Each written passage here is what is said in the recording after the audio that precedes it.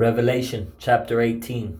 After this I saw another angel with great authority coming down from heaven, and the earth was illuminated by his splendor. He called out in a mighty voice, "It has fallen. Babylon the Great has fallen. She has become a home for demons, a haunt for every unclean spirit, a haunt for every unclean bird, and a haunt for every unclean and despicable beast. For all the nations have drunk the wine of her sexual immorality, which brings wrath. The kings of the earth have committed sexual immorality with her, and the merchants of the earth have grown wealthy from her sensuality and excess." Then I heard another voice from heaven. "Come out of her, my people, so that you will not share in her sins or receive any of her plagues. For her sins are piled up to heaven, and God has remembered her crimes. Pay her back the way she also paid,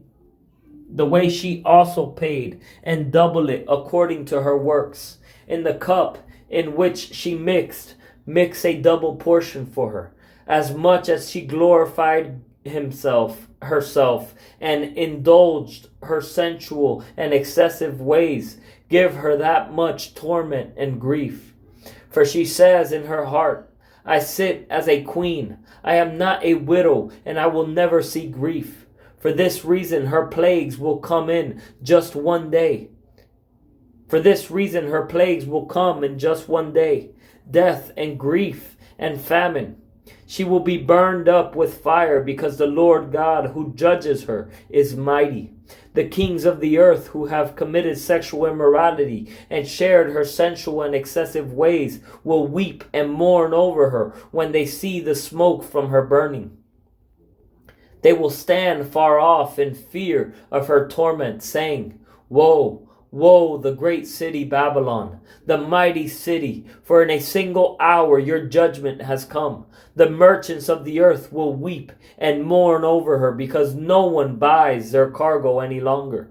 Cargo of gold, silver, jewels and pearls, fine linen, purple, silk and scarlet, all kinds of fragrant wood products, objects of ivory, objects of expensive wood, brass, iron, and marble, cinnamon, spice, incense, myrrh, and frankincense, wine, olive oil, fine flour, and grain cattle, and sheep, horses, and carriages, and slaves, human lives.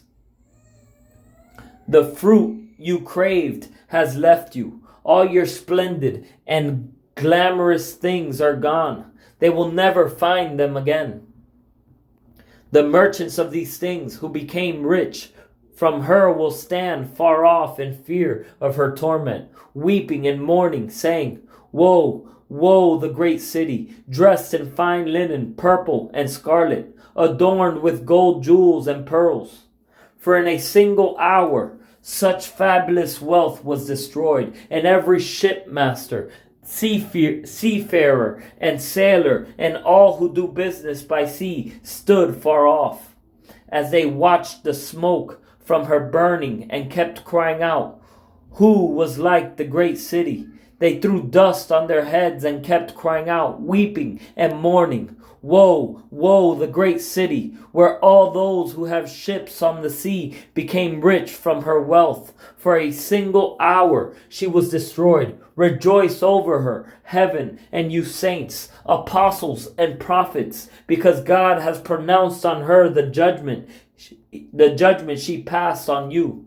Then a mighty angel picked up a stone like a large millstone and threw it into the sea, saying, In this way Babylon, the great city, will be thrown down violently and never be found again. The sound of harpists, musicians, flutists, and trumpeters will never be heard in you again. No craftsman of any trade will ever be found in you again. The sound of a mill will never be heard in you again.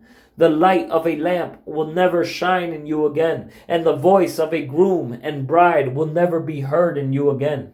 All this will happen because your merchants were the nobility of the earth, because all the nations were deceived by your sorcery. In her was found the blood of prophets and saints, and of all those slaughtered on the earth.